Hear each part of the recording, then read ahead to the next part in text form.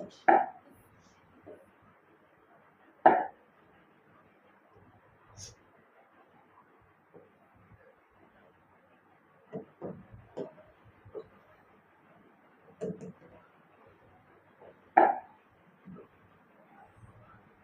किसके बारे में पढ़ना है?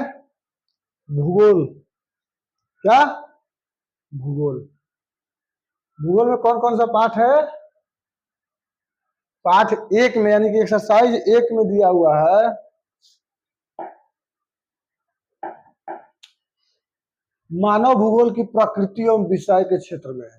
भूगोल, मानव भूगोल, मानव भूगोल की विचारधाराएं क्या था, निश्चयवाद नियतिवाद क्या होता है, विशेषताएं इसकी क्या थी, उदाहरण के लिए मानव का प्राकृतिक कारण क्या था, संभववाद क्या था, उदाहरण के लिए प्रकृति का मानवीकरण क्या था, नव निश्चयवाद क्या था, मानव भूगोल के क्षेत्र क्या था। तो इसके बारे में पढ़ेंगे। तो सबसे पहले भूगोल के बारे में कुछ जान लेते हैं। भूगोल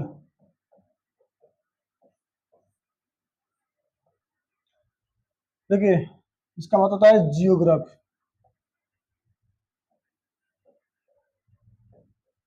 वाई, ठीक। भूगोल को ही बोलते हैं ज्योग्राफी। और ज्योग्राफी 2 शब्दों से मिलकर बना है। कितने शब्दों से मिलकर बना है? 2। एक होता है जियो, जियो का मतलब होता है पृथ्वी। क्या होता है? पृथ्वी। जियो का मतलब होता है पृथ्वी। और ग्राफी का मतलब होता है वाई, वर्णन। क्या होता है? वर्णन।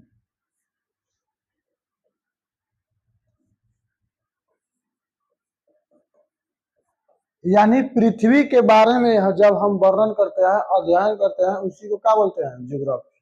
क्या बोलते हैं? ज्योग्राफी। तो ज्योग्राफी एक ग्रीक भाषा है। क्या है? ग्रीक भाषा है। ज्योग्राफी क्या है? यह एक ग्रीक शब्द है। कौन सा शब्द है? ग्रीक। जो ग्रीक जो शब्द है ना, या जो ग्रीक शब्द कहां से लिया गया है? यूनान से लिया गया। कहां से लिया गया है? यूनान से। तो सबसे पहले जो है ना, भूगोल शब्द का प्रयोग किसने किया था? भूगोल शब्द का प्रयोग किसने किया था? इराटोस्थेनीज।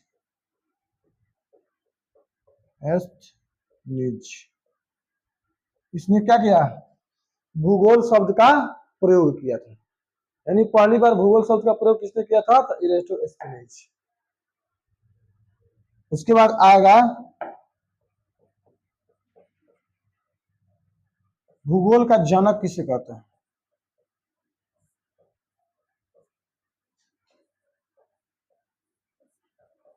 हिकेटियस।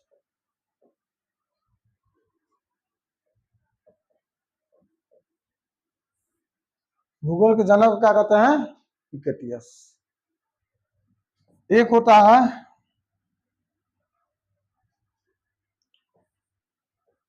भौतिक भूगोल का जनक कौन था? भौतिक भूगोल का जनक कौन था? तो पोलिडोनियम। कौन था? पोलिडोनियम। एक था गणित भूगोल का जनक कौन था?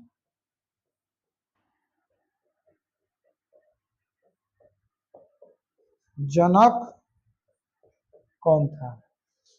तो अलेक्जेंडर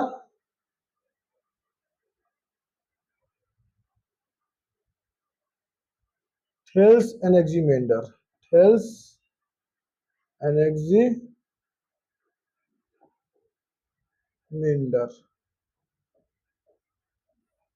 गणितीय भूगोल का जनक कौन था? थेल्स एनेक्सीमेंडर। भूगोल अगर पूछा कि भूगोल शब्द का प्रयोग किसने कब भूगोल शब्द का प्रयोग किसने किया? तो इराटोस्थेनीज। भूगोल का जनक कौन था? हिकेटियस। भौतिक भूगोल का जनक कौन था? पोलिडोनियम। गणित भूगोल का जनक थेल्स एनेक्सीमेंडर। एक होता है संस्कृत भूगोल का जनक। कितना था? एक संस्कृत। बहुत भूगोल है, संस्कृत भूगोल का जनक कार्ल ओ सावर। कौन था? कार्ल ओ सावर। ठीक है, लिखो इतना पहले, लिखो फास्ट में लिखो, लिखो जल्दी।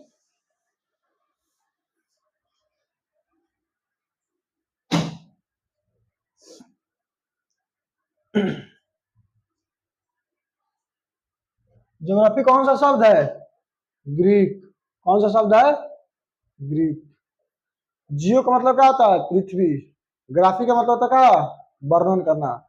पृथ्वी के बारे में अध्ययन या वर्णन करने से जो जानकारी मिलती है उसे क्या कहते हैं? ज्योग्राफी। इसी में बहुत सारा वैज्ञानिक जो है ना भूगोलवेत्ता अलग अलग अपना क्या किया है, अलग अलग अंदाज में अलग अलग अपना, भौतिक भूगोल का कोई जनक था, कोई गणित भूगोल का जनक था, कोई संस्कृत भूगोल का जनक था।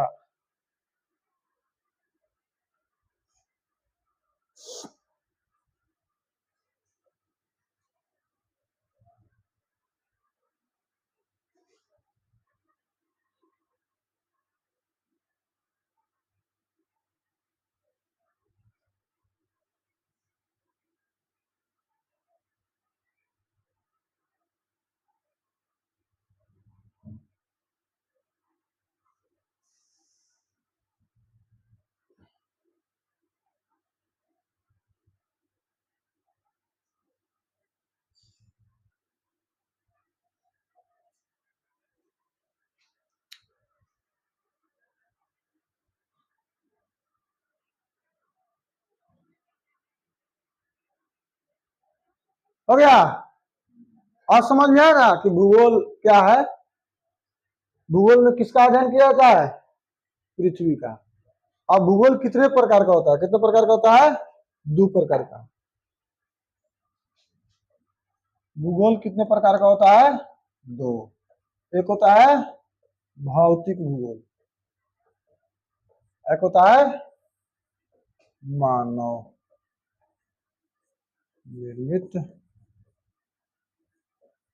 भूगोल। ठीक।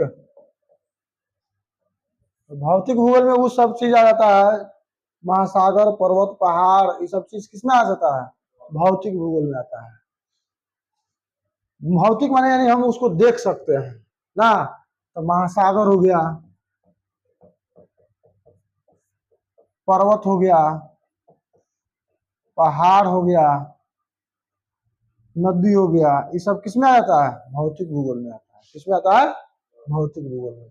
अब मानव निर्मित भूगोल में वो आता है जो मानव के द्वारा जो है ना अपनी इच्छाओं के अनुसार, अपनी सुविधा के अनुसार जो है ना यूज में लाते हैं, उसे क्या कहते हैं? मानव निर्मित भूगोल कहते हैं। किससे कहते हैं? मानव निर्मित भूगोल। जैसे में क्या हो गया, कोई कपड़ा है ना, जैसे गर्मी में मान लो, पहले मानव क्या था? मानव को कोई ज्ञान नहीं था। पहले क्या था? कोई ज्ञान ही नहीं था। मानव कहाँ खाता था, कहाँ रहता था, क्या पहनता था, क्या नहीं बोलता था, उसके समय के अनुसार कपड़ा पहनने का ना ढंग था ना कुछ नहीं था ना। अब मानव जब क्या हुआ, विकसित हुआ, तो वह अपने समय और मौसम के अनुसार कपड़ा का क्या किया, कपड़ा उपड़ा पहनना स्टार्ट किया। जैसे मान लीजिए सर्दी में है, सर्दी में क्या हुआ था? सर्दी में वो सब क्या करता था? स्वेटर पहन लेता था। गर्मी में क्या, गर्मी में बचने के लिए क्या करता था? कूलर, पंखा उनका ये सब चीज का प्रयोग कर लेता है आदमी। ये सब चीज मानव निर्मित भूगोल में आता है। क्या होता है? मानव निर्मित में आता है। ठीक, आइए आगे हम पढ़ते हैं यहाँ से। ठीक,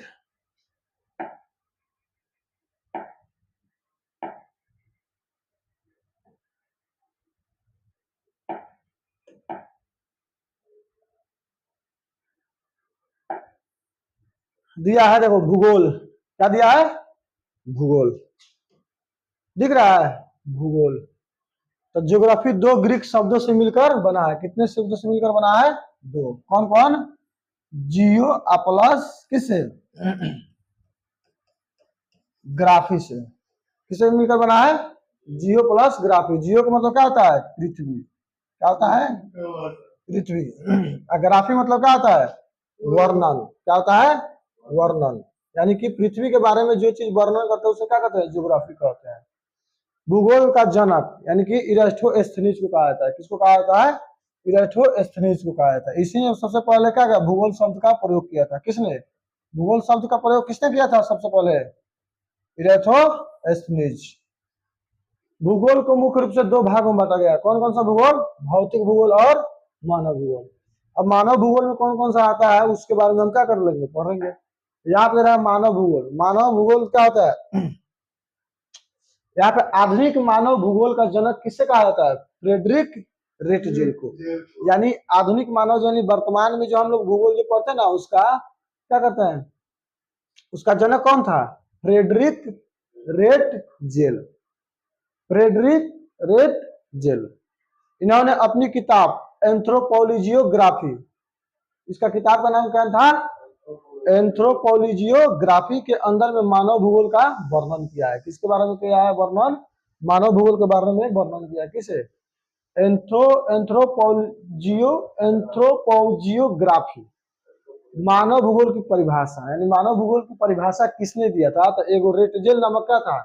रेटजेल नामक क्या था? वैज्ञानिक था, जिन्हें मानव भूगोल जो है ना, मानव भूगोल मानव समाज और पृथ्वी के बीच के संबंधों को क्या करता है? अध्ययन कराता है। क्या कराता है? माने मानव के जो भी चीज निर्मित है, जो भी चीज इस पृथ्वी पर है, उसके पृथ्वी और उसके बारे में जो भी हमको अध्ययन कराने का जो संबंध है ना, वो किसके द्वारा मिलता है? मानव भूगोल में सब मिलता है। किसमें मिलता है? मानव भूगोल में। एलन सी सैंपल थे। क्या थे? एलन सी सैंपल। मानव भूगोल की स्थिति पृथ्वी और क्रियाशील मानव के बीच परिवर्तनशील संबंधों का अध्ययन किया। यानी मानव के बीच में जो है ना, उसकी स्थिति कैसी थी, मानव धीरे धीरे अपने परिवर्तनशील स्थिति में कैसे आया, उसके बारे में इस क्या कर रहा है? इसके बारे में एलन सी सैंपल के अध्ययन पुस्तक से हमको पता चलता है। इससे पता चलता है, यानी एलन सी सैंपल थे ना, उसी ने बताया कि मानव की स्थिति पृथ्वी और क्रियाशील मानव के बीच परिवर्तनशील संबंधों का अध्ययन है। क्या है? परिवर्तनशील संबंधों का अध्ययन है। किसके किसके? पृथ्वी और क्रियाशील मानव के। अब रहा भूगोल। देखिए यहाँ पर दे रहा है मानव भूगोल की विचारधारा, यानी मानव भूगोल की कुछ कुछ विचारधाराएं होगी, सब अलग अलग होगा। क्या होगा? अलग अलग होगा। मानव भूगोल की विचारधाराएं क्या थी? इसमें दे रहा है मानव भूगोल की विचारधाराएं की, मानव भूगोल की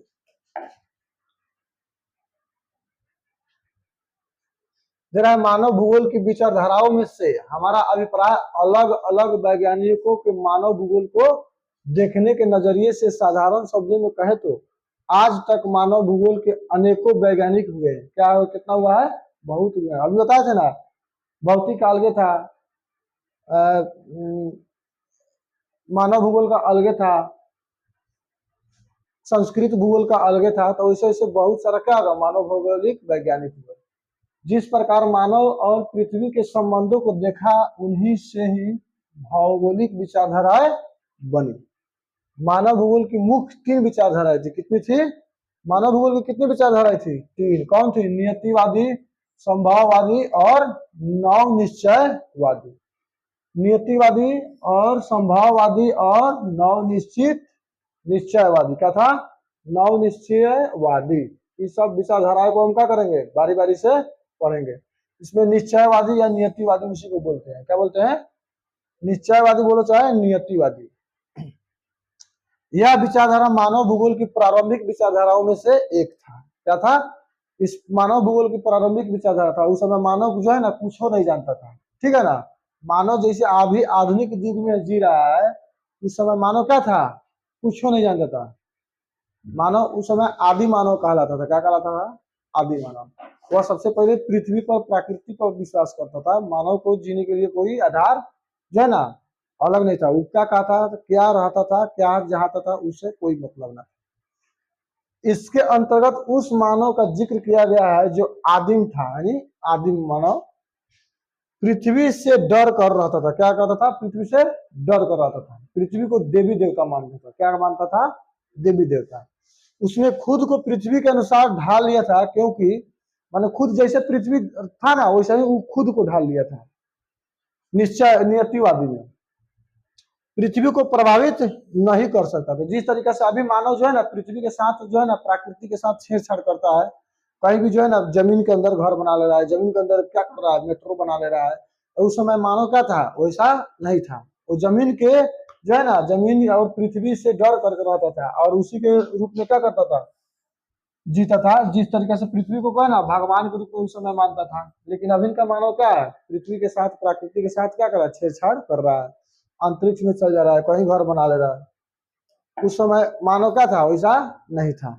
अब इसकी विशेषताएं क्या क्या था, प्रौद्योगिकी का स्तर निम्न था, मानव विकास ना के बराबर था। उस समय शिक्षा का अभाव था, तो मानव का विकास क्या था, नहीं के बराबर था। मानव प्रकृति की, मानव किसकी सुनता था, प्रकृति का, यानी प्रकृति में जो भी घटनाएं होती थी ना, मानव उसको खुद झेल लेता था। अभी बहुत सारा जो है ना प्रकृति में कहीं कहीं जो है ना कृत्रिम वर्षा भी करा देता है सब। चीन कृत्रिम सूरज बनाया था, तो उस समय का लोगों का उतना ज्ञान नहीं था। तो प्राकृतिक जैसा चाहता था उसी रूप में उसको क्या करना था, ढलना था, मौसम के अनुसार ढलता था। यहाँ पे रहा है, और उससे डरता था हम, किससे, पृथ्वी से। मानव सीधे तौर पर प्रकृति पर निर्भर था और वह किसी भी रूप में पृथ्वी को प्रभावित नहीं करता था। अभी लोग क्या कर दे रहा है, प्रभावित कर दे रहा है, लेकिन उस समय क्या करता था, पृथ्वी को किसी भी रूप में प्रभावित नहीं करता था। इस विचारधारा के अनुसार पृथ्वी ज्यादा शक्तिशाली थी और मानव अपने अनुसार क्या करते थे, और मानव को अपने अनुसार चलाते थे पृथ्वी। ठीक, पृथ्वी जैसे चलता था तो मानव वैसा ही चलता था। लेकिन अब लोग क्या है, पृथ्वी को जैसे चलता है उस सब को लोगों को मतलब नहीं है। अब क्या कर रहा है, वो अपने अनुसार सब काम कर रहा है।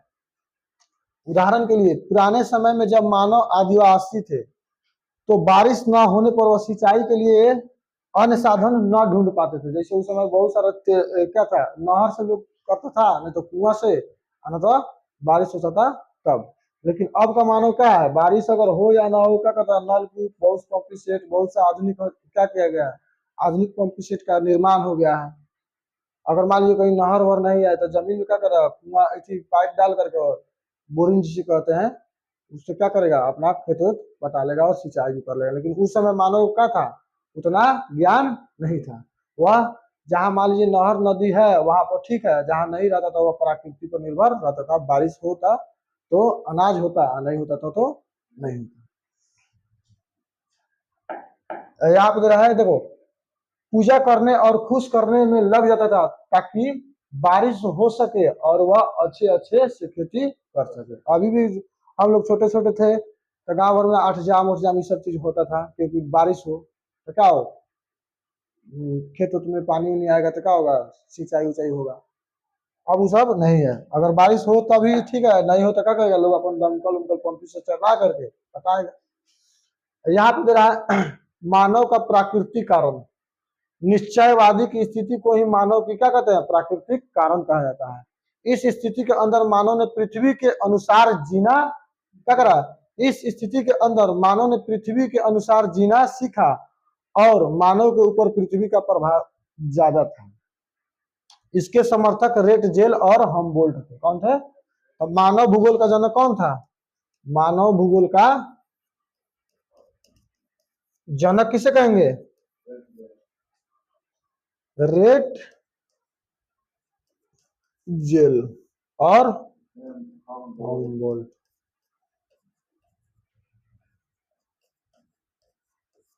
ठीक, यहाँ पर दिया हुआ है। अब यहाँ संभववाद, संभव मतलब जो भी चीज संभव हमसे हो उसी का संभववाद कहेंगे। संभववाद में क्या था, यह विचारधाराओं के समर्थक विडाल डी ब्लास थे। इस विचारधारा का समर्थक कौन थे, विडाल डी ब्लास। संभववाद के समर्थक कौन थे, विडाल डी ला ब्लास। यही एग्जाम्पल, यही सब पूछता है ऑब्जेक्टिव में, 12th के ऑब्जेक्टिव में यही सब पूछता है। कौन था, विडाल डी ला ब्लास। कौन, संभववाद के, संभववाद विचारधारा के प्रवर्तक कौन थे, विडाल डी ला ब्लास। सीधे याद करो, ब्लास, संभव है तो ब्लास है, संभव है तो ब्लास है।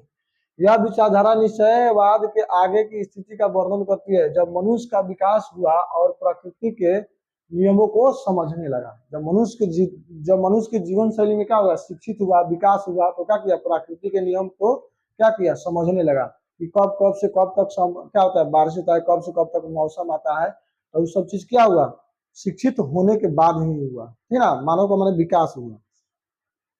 अब प्रकृति के नियमों को समझने के बाद मनुष्य ने प्रकृति को प्रभावित करना शुरू कर दिया। जब से प्रकृति के नियम जो समझ गया तो मनुष्य ने क्या किया, उसके प्रकृति के नियमों को क्या किया, प्रभावित करना स्टार्ट किया। यानी कि अपने जो है ना अपने अनुसार प्रकृति को ढालना स्टार्ट किया। जैसे जैसे देख रहा है सब ना, अंतरिक्ष में घर बना दे रहा है, पृथ्वी के नीचे घर बना दे रहा है, पृथ्वी के नीचे मेट्रो बना दे रहा है। तो ये सब चीज क्या है, प्रकृति को प्रभावित करने वाली क्या है, नियम है। यानी कि प्रकृति को समझने के बाद मनुष्य क्या किया, प्रकृति को प्रभावित करना शुरू किया और अपने अनुसार प्रकृति को ढालना स्टार्ट किया। इसीलिए ना इतना युद्ध हो रहा है। परमाणु बम सब चीज क्या है, मानव बनाता है, कहीं छोड़ देगा, वहां का जमीन क्या होगा, बंजर हो जाएगा। अब इसमें दे रहा है मनुष्य पृथ्वी से स्वतंत्र होकर रहने लगे। कैसे रहने लगे, पहले डर करके रहता था, अब कैसे रहने लगे, स्वतंत्र। अब कोई डर भय नहीं था। मनुष्य पहले मनुष्य क्या करता था, पृथ्वी को देवी देवता मान करके डरता था, बारिश नहीं होने पर पूजा करता था। लेकिन अब लोग क्या है, अब उसे कोई मतलब ही नहीं है, स्वतंत्र घूमता फिरता है। बारिश हो तो अभी ठीक है, नहीं हो तो क्या करेगा, पंपी से चलाएगा, अपन सब चीज काम सिंचाई उचाई करेगा। तो मनुष्य क्या था, पृथ्वी से स्वतंत्र होकर के रहने लगा। अब अपने अनुसार पृथ्वी को बदलने लगा। क्या किया, अपने अनुसार पृथ्वी को बदलने लग गया। पृथ्वी पर उपस्थित संसाधनों का प्रयोग करना सीख गया। उदाहरण के लिए अब बताइए, पृथ्वी पर जितना भी संसाधन है तो इसका कब कब यूज होगा, तो क्या किया, मानव उसका क्या किया, सीख गया कि कब किसका यूज करना है। और सब चीज विकास के कारण हुआ, मानव के विकास के कारण। उदाहरण के लिए मानव ने गर्मी से बचने के लिए क्या किया, कूलर, हो ना, बताए थे ना अभी कि अपने समय के अनुसार, समय के अनुकूल ढलने के लिए क्या किया, अनेक अनेक चीजों का क्या किया, प्रयोग किया, विकास किया, आविष्कार किया। तो इसमें दिया है मानव ने गर्मी से बचने के लिए कूलर और सर्दी से बचने के लिए स्वेटर बनाना सीखा। ठीक है ना, तो सब विकास के बाद ना हुआ। जब विकास नहीं हुआ था तो मानव थोड़ा जानता था कूलर क्यों बनेगा, उसमें क्या चीज लगेगा, कैसे मोटर नचेगा, क्या होगा। ये सब चीज मानव के विकास होने के बाद हुआ। ठीक, प्राकृतिक का मानवीकरण। प्राकृतिक का मानवीकरण उसी स्थिति को कहा जाता है जब मनुष्य प्रकृति के नियम को समझकर प्रकृति को प्रभावित करने लगा। क्या करने लगा, प्रभावित करने लगा। अनेक अनेक रासायनिक हथियार बनाने लगा, अनेक अनेक रासायनिक खाद छिड़कने लगा, प्रकृति को क्या किया, नष्ट करने लगा। प्रकृति पृथ्वी को जो है ना सब नष्ट करने लगा, सब अधिक उपज के लिए। नियतिवादी विचारधारा में जहां मनुष्य पृथ्वी के अनुसार रहता था, अब उसने पृथ्वी को अपने अनुसार परिवर्तन करना सीख लिया। पहले लोग पृथ्वी के अनुसार रहता था और जैसे उसको ज्ञान हुआ, विकास हुआ उसमें, तो अब पृथ्वी उसके अनुसार क्या कर दिया, चलती है। यानी मनुष्य के अनुसार पृथ्वी को क्या करना है, यहाँ पे बोल दे रहा ना, मनुष्य पृथ्वी के अनुसार रहता था पहले, अब उसने पृथ्वी को अपने अनुसार परिवर्तन करना सीख लिया है। इसे ही प्रकृति का मानवीकरण कहते हैं। क्या कहते हैं, अब पूछे प्रकृति का मानवीकरण किसे कहते हैं, तो प्रकृति का मानवीकरण इसे कहते हैं, पहले जो है ना लोग पृथ्वी के अनुसार रहता था, अब लोग जो है ना पृथ्वी को अपने अनुसार परिवर्तित करना सीख लिया है। इसे ही प्रकृति का मानवीकरण कहते हैं। नव निश्चयवाद, क्या दिया है, नव निश्चयवाद। तो नव निश्चयवाद में यह निश्चयवाद और संभववाद के बीच का रास्ता है। क्या है, इससे रुको और जाओ निश्चयवाद भी कहा जाता है। इसके अनुसार मनुष्य ना तो पूरी तरह से प्रकृति को बदल सकता है और न ही प्रकृति पूरी तरह से मनुष्य को बदल सकता है, प्रभावित कर सकता है। बात सही है। अभी मान लीजिए कितना भी विकास है तो हम पूरा पृथ्वी को थोड़ा बदल देंगे, बदलेंगे, नहीं बदलेंगे। अब मान लीजिए पृथ्वी जो है ना पूरा मनुष्य को थोड़ा बदल देगी, नहीं बदल सकती है। मानव केवल प्रकृति के नियमों को समझकर पृथ्वी को अपने अनुसार बना सकता है। माने प्रकृति के नियम को समझ करके अपने अनुसार बना सकते हैं, लेकिन प्रकृति के जो है ना जो भी चीज है उसको हम बदल नहीं सकते हैं। हमने अपना विचारधारा के अनुसार जो है ना उसको यूज कर सकते हैं। यह विचारधारा तो निश्चयवादी की तरफ पूर्ण रूप से प्रकृति को मनुष्य से ऊपर दिखाती है और नहीं संभववाद की तरह मानव को प्रकृति के ऊपर दिखाती है। इन दोनों के बीच का रास्ता क्या करती है, दर्शाती है। यानी कि उसके बीच का रास्ता क्या निकलेगा उसी को क्या करती है, दर्शाती है। अब उसके बाद यह है मानव भूगोल के क्षेत्र। तो मानव भूगोल के क्षेत्र में कौन कौन आता है, बता देना। भौतिकवाद और क्या था, भौतिकवाद किसे कहते हैं, मानव भूगोल किसे कहते हैं, तो उसके बारे में पढ़ लिए हैं। भूगोल कितने भागों में बटा था, 2। एक था भौतिक, एक था मानव। तो भौतिक वाले क्षेत्र में क्या क्या होता है? भौतिक वाले क्षेत्र में, भौतिक वाले क्षेत्र में जिससे हम निर्माण नहीं कर सकते, देख सकते हैं, माने पृथ्वी के द्वारा वो सब चीज मिला हुआ हो, उसे क्या कहते हैं? भौतिक में आते हैं। तो भौतिक में महासागर और सागर, पहाड़ वहाड़ ये सब चीज हो जाएगा, नदी उदी सब चीज हो जाएगा। लेकिन मानव में क्या होता है? नगरीय भूगोल, जनसंख्या, आर्थिक भूगोल, आवास, सामाजिक, ये मानव के द्वारा निर्मित होता है। और मानव के द्वारा जितनी भी सारी चीज निर्मित होती है वो सब मानव भूगोल में आती है। अब प्रकृति के द्वारा जो है ना, जितने भी सारी चीजें निर्मित होती है वो प्रकृति के द्वारा, तो जैसे महासागर हो गया, पहाड़ हो गया, पर्वत हो गया, पेड़ हो गया, ठीक है ना, ये सब किसके द्वारा निर्मित होती है? प्रकृति के द्वारा होती है। तो वो सब प्रकृति भूगोल का क्या हो जाएगा? भाग हो जाएगा। और मानव भूगोल में जो मानव के द्वारा निर्माण किया हुआ है, जैसे बिल्डिंग हो गया, नगर हो गया, जनसंख्या हो गया, ये सब चीज किसमें आते हैं? मानव भूगोल में आता है। ठीक, आज के लिए बस इतना ही, फिर मिलते हैं कल, ठीक है।